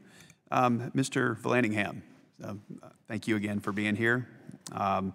Is it your view that the GSE expansion into the single-family rental market is consistent with their charter as entities in a conservatorship? You know, in answer to your question, I think that their participation in the investment property and rental market makes homeownership affordable, whether it be through actual ownership or through rental. And so that makes the market, I mean, we had one of the previous commented that the rental market was a disaster and that there wasn't affordable housing in that segment. Without that investment property avenue, it would be even worse. Because the cost of financing for those particular properties would go up, which means the cost of rental payments would have to go up in order for that to be a profitable investment. Same thing with the refinance. So many times I see my borrowers come in and we're shoring up their balance sheet. We're taking equity out of their home and paying off, higher cost debt and moving it to lower costs so that their balance sheet is better positioned. They can withstand problems in their own financial environment. And if we take that away, then I think it would be disastrous both to the housing market and to the consumer. We think that their increasing involvement there is something to really be critically examined. They have a robust multifamily portfolio that is really designed to impact the rental market space. And we have to be very careful that as they consider moving into that space, that they're not ignoring their obligations to ensure that more homeowners are entering into the single-family space so that we can actually expand homeownership, which is part of what those obligations actually speak to. Thank you, Ms. Bailey. Chairman, I yield back my time. The gentleman yields back. The chair now recognizes the gentleman from New Jersey, Mr. MacArthur, for 5 minutes. Thank you, Chairman. I'd like to step back a little bit. You each expressed in your opening remarks some concerns about reforms going too far and maybe disrupting the marketplace. At least that's how I heard it, each from a different perspective. And I'd just like to ask one or two of you to take a stab at what do you see as the primary benefits of the current system, and what do you see as the one or two primary drawbacks of the current system? I can start. The benefits of the current system are numerous. One, it's competitive pricing. There's confidence in the system. It's an easy flow of liquidity. The technology used by Fannie and Freddie, for example, is significant, and we use it to even hold the loans internally. So there is a great sense of confidence that the system is working well, at least for credit unions, and we feel comfortable with that. The things that obviously we're concerned about is conservatorship is temporary, by definition. And so we do and are in favor of reforms to remove it from conservatorship. One other? Ms. Hughes? For us, without the opportunities in the path that exist currently, we would not be able to deliver the number of loans that we deliver to the secondary market. We cannot afford to hold loans on our books at market rate interest rates for our consumers long term. So that is the definite need that we have for us to continue to be able to service our marketplace. Yeah, and that kind of leads me to my second question. This, Mr. Stafford, you mentioned easy flow of liquidity, and you're talking about the limitation of holding loans if you can't offload them onto a secondary market. This balance of catastrophic risk and how to deal with that, that's one model, versus I guess what I would call a smoothly flowing market, aside from catastrophic risk, just a normal ebb and flow, smooth market that facilitates housing starts and facilitates an orderly real estate market. How would you balance those two issues? Mr. Vallingham? Well, I think that we got away from prudent underwriting standards, and if you do a good job on the front end, you're not going to have a repeat of what happened in 2008, and therein lies the basis. And I think community banks proved that time and time again. I mean, our portfolios outperformed national averages across the board, and so in reality, it's an ounce of prevention is worth a pound of cure. So in reality, I think that we have to be prudent up front and make sure that we do a good job and that we don't allow the non-bank participants who really, I think, in my opinion, created a lot of the problem, access to the market in the way that they had it, where they were just doing anything they wanted in any way they wanted, and ultimately created the risk that we weren't comfortable with today. And I would echo that point, and I would also go back to your original questions about some of the real benefits of the market. One of the things that the market does really well is pool loan risk, so that there isn't this specialization where we're only serving borrowers with pristine credit profiles in certain regions of the market. We actually have a system that allows us to have credit availability because of the duty to serve requirement across the country, specifically in rural areas. And this is really something that the market does well that must be preserved going forward. And the affordable housing goals, along with the duty to serve, are very critical. So just balancing those two, and I'm going to end, Mr. Shavers, with you, because I'd like you to sort of look at this from the perspective of those who invest in these securities ultimately. This balancing of, I agree with you, we need to consider those without pristine credit and making sure that a broad group of Americans can have some hope at the American dream. But when that goes too far, which it did in the period in the run-up to 2008, where the federal government is encouraging people to borrow money that they don't reasonably have a hope of repaying, and I think that was a big part of the run-up to the housing crash. How do we reform that? How do we make sure, Mr. Shavers, that the federal policy is encouraging lending that's responsible, that there's every hope of it being repaid, that the private market will ultimately want to invest in those loans as they're securitized? What reforms would you see that would allow us to achieve that? And I'm out of time, so answer briefly. Okay. So, Congressman, I think your question runs to, at the beginning of the continuum, prudent underwriting. And I don't think there's any substitute for prudent underwriting for the product that ultimately goes through the system and ends up in the securitized space. Now, relative to what we think of as the traditional GSE or TBA market, the benefit of the government guarantee is it opens up the global capital markets, who have no interest, frankly, in taking on credit risk, and brings that capital to support the primary housing market. As it relates to the private label market, it begins with prudent underwriting and appropriate transparency and intermediaries who act in the ultimate interest of the investor and the borrower, and transparency and appropriate disclosure throughout that process. Thank you. My time's expired. I appreciate all of you being here. I yield back. Gentleman's time has expired. The chair now recognizes the gentleman from New Mexico, Mr. Pierce, for 5 minutes. Thank you all very much for your testimony. Thank you, Mr. Chairman. Ms. Bailey, I appreciate the testimony and the work of your group in going into areas that are very underserved. 2nd District in New Mexico is 60% minority, and we're also one of the poorest districts in the country. 50% of the houses are manufactured housing, so I'm a little bit familiar with the circumstances that you talk about. Do you all hold almost everything or almost nothing in the portfolio on your loans, or you sell them to the secondary market? We actually have a robust secondary market program that allows us to actually buy loans from banks. So how it's designed is... So you're a little bit of a secondary market yourself then? Yes, we actually buy certain loans from banks to actually help them make more Community Reinvestment Act loans. Do you all have different rates for different borrowers based on creditworthiness? I would have to check with our team over at Self-Help to make sure I answer that correctly, so okay. I'd like to get back to you. Yeah, if you wouldn't mind, I would appreciate that. Mr. Vallandigham, do you have any rules of thumb when people are coming in, they're wondering about the 15 or 30-year mortgage, that if you have 15 years, you'll pay this much, 30 years? What kind of is that rule of thumb? In clarification, are you asking about debt-to-income ratio or how we counsel them on which I'm just talking about somebody's wanting to know, what am I pay over the 15-year, if I do a 15-year loan versus 30-year loan? Do you have a rule of thumb? Well, in terms of what their total cost would be? Yeah, the total cost. No, I really don't. We provide them with a truth in lending statement that shows them that. Just generally, I'd look at it, and I think it's fairly accurate. 15 years, you're going to double the price of the house. So $150,000 house, you pay about $300,000.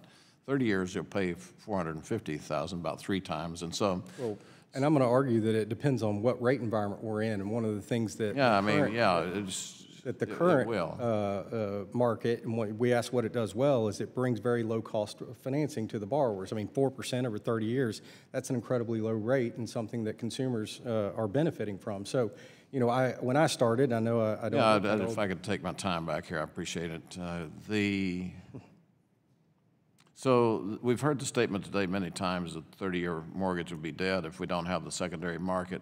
What percent, you say in your testimony that many of our banks, community banks, choose to hold their loans in portfolio. So about what percent is that? Because we really do want to get a sense of how much we're going to penalize the market if we change this GSE structure. Well, currently we service, my community bank's $200 million. We service over $600 million in mortgages. We have about a $30 million internal portfolio of loans. We generally use those loans to... How much do you put out? In other words, I'm more interested in percents than sizes, so what percent do you...